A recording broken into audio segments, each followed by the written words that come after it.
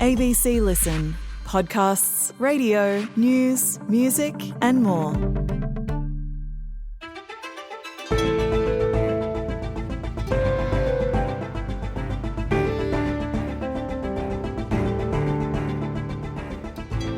If you have a Facebook or Instagram account, it's likely you've had it for years. But do you remember everything you've ever posted? Well, your social media pictures, captions and comments are about to be taken to train AI. And, well, there's not much you can do about it. Today, Kimberlee Weatherall, an expert in the regulation of technology from Sydney Uni, on Meta's latest moves. I'm Sam Hawley on Gadigal land in Sydney. This is ABC News Daily.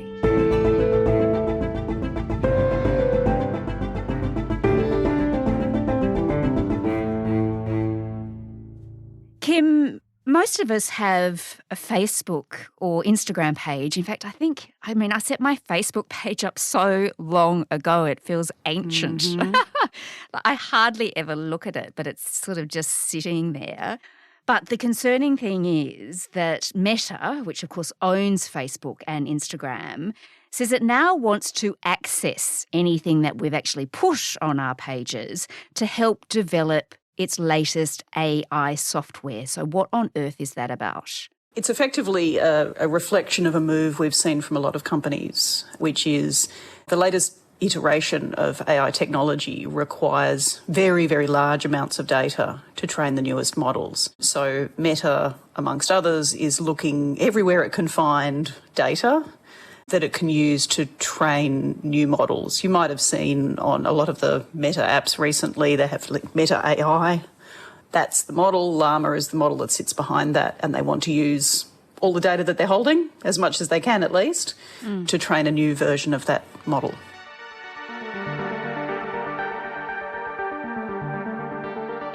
All right, big day here. Today, we're upgrading Meta AI with Llama 3, our new state-of-the-art AI model that we're open sourcing. Okay, so this is an AI program and it's called Llama 3, and that was actually launched in April by Mark Zuckerberg, of course, who is the CEO at Meta. We're also making Meta AI much easier to use across our apps. We built it into the search box that's right at the top of WhatsApp, Instagram, Facebook, and Messenger. So anytime you have a question, you can just ask it right there. What exactly is Meta wanting to do? Just explain that further. Well, first you have to understand what we mean by training AI, which is with traditional computer programs, humans laid out all the rules, gave all the instructions, if this, do that. Mm-hmm.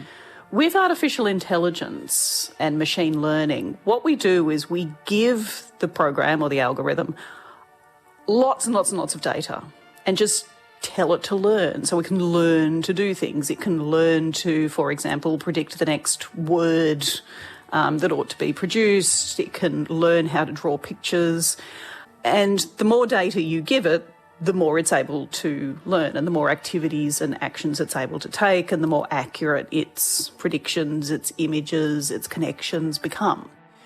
And so that's effectively what Meta want to do. They want to use all of this data to train the model. And what people have probably seen is a lot of these models are now developing so that they can interact or produce content in more human-like ways. So you can have a conversation with ChatGPT, or you can ask a question in ordinary human language to Meta AI, and it will be able to give you an answer back in ordinary human language.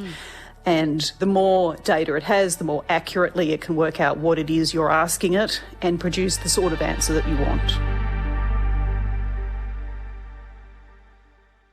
Right, so Meta is going to use content from social media platforms like Facebook and Instagram to train its AI models so they sound more human. Yes, so they want it to sound more human. They want it to be able to understand questions written in human language and then give you a good answer back. Of course, Meta's models are also multimodal, so they want to be able to draw things. I think one of the things that Zuckerberg was celebrating as he was launching these models was the ability for people to write the sort of picture that they wanted the model to generate, and it would sort of generate it progressively as you wrote. So, you write an elephant, it gives you an elephant, and then you say in a field, and it puts it in a field, and then you say drinking a cup of coffee, and then it shows the elephant as drinking a cup of coffee. And so to do that sort of activity, to draw things, it also needs to train on pictures, photographs, drawings, all of those pictures that you can find on things like Instagram. And that's our data, things that we have actually posted. Absolutely. Right, okay. Although, Kim, Meta says that it won't be actually going into your private messages or your private posts, but rather just using everything that's been public on Instagram and Facebook, which sounds a bit better. But it's still, even if it's just your public posts, it's still, particularly for, people on Instagram, it's still quite a lot of stuff that you have posted or written, or your photographs, because they are, as I understand it, planning to go right back in the archives, right back to 2007 potentially. Wow. That's nearly 20 years worth of data. So much information, isn't it, that every person in the world has posted on Facebook or Instagram. That's right. And I think one of the things that bothers people about this example in particular, because I think we know, if you've been following the AI debate at all, you know that data on the internet is being used to train these models. I think what's different about Facebook is that people have seen that as more personal. It's been marketed to them as this is your way for you to connect with family and friends and talk about what's going on in your life. And so it does feel more like a privacy invasion than perhaps some of the other examples we've seen.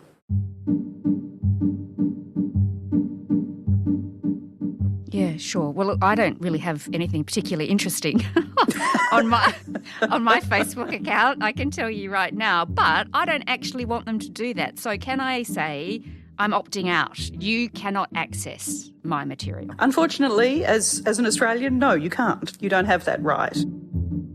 There are countries that have a right to object. European countries under the General Data Protection Regulation, or GDPR, have a right to object, but we don't have that right in our privacy law.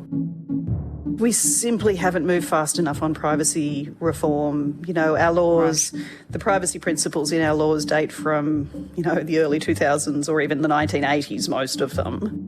The government has indicated it plans to introduce a bill this year, but, unfortunately it looks like that bill is going to come after all that data back to 2007 has been used.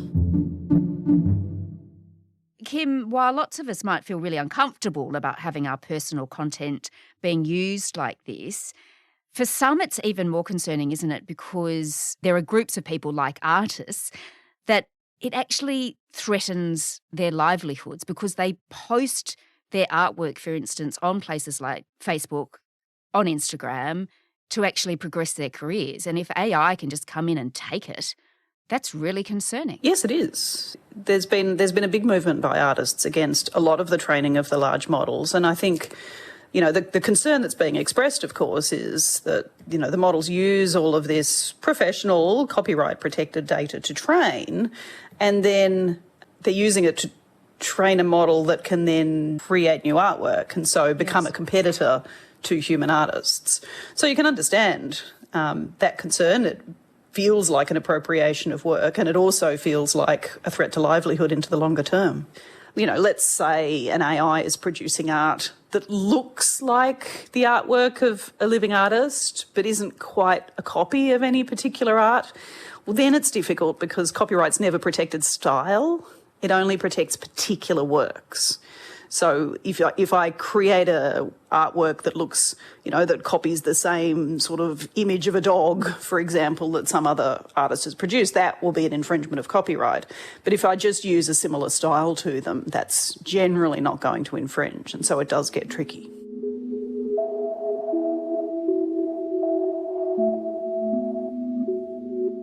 A spokesperson for Meta says they are committed to building AI responsibly, so that's what they're saying. But if people aren't happy about this, okay, they can't stop Facebook and Instagram, Meta doing this, but can we stop using the platform, delete our account if we're really not happy with it, and just get rid of all our social media accounts and that's going to stop it? Is that an option?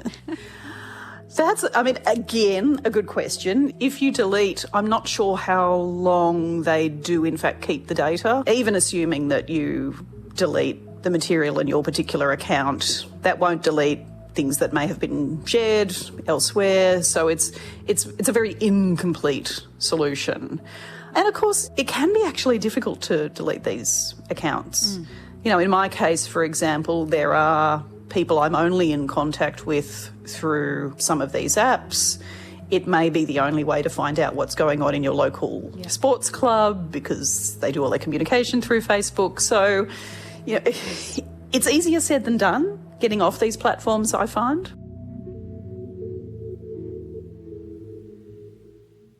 Yes, absolutely. And not to mention, most of us have a slight addiction to scrolling through them. Don't you find that addiction is reducing at the moment, though? I do. Because Facebook has got so much worse. That is equally true. Okay. But look, do tell me, Kim, should we really be worried about this? Because I guess, it wasn't what we signed up for, but can it really cause any great damage? I think there's something useful about this example in the sense that it makes us aware of a broader move in the technology.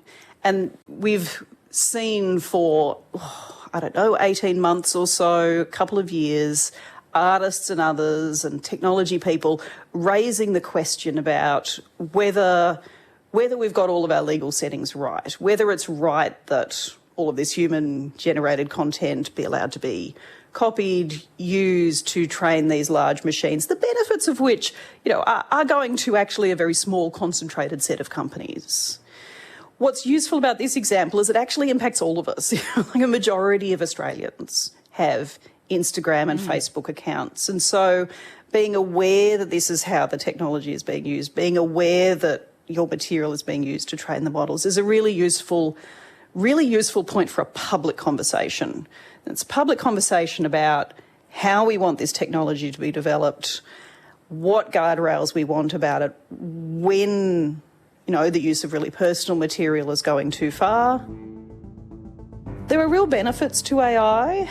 Some of these technologies are able to do amazing things that will be really useful for society, whether it's developing technologies to detect vegetation so we can see the damage of a bushfire, right through to reading your medical scans. So there's really good reasons why these technologies will be useful, but we absolutely have to be having that public conversation about how we want it to develop, how we want to share the benefits, how we want to make sure everyone benefits, and what limits we want to place on it.